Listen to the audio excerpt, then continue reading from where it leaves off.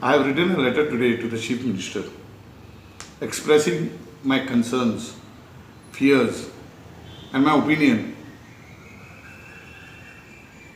that there is a psychological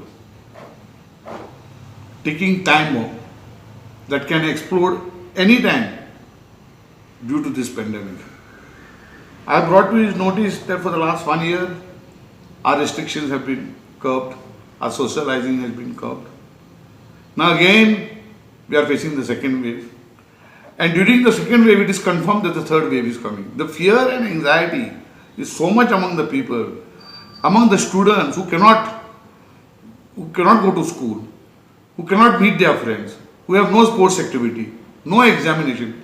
This is all bound to create hurdles in their all-round development. And therefore, it is bound to have mental stress.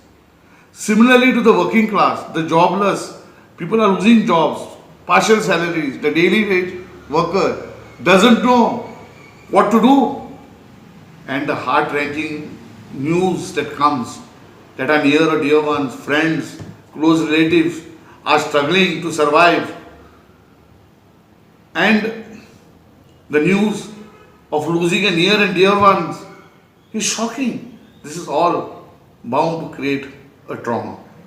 And therefore I have suggested that the government looks into this very seriously and starts opening counseling centers and educating and explaining to the people that counseling is that counseling should not be a taboo, that counseling is a science to ease down the anxiety and stress on people in this type of moments.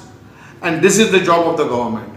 Because Goa, and especially in the rural areas, that counseling means तो counselling वयता तो तकलीफ सुटला.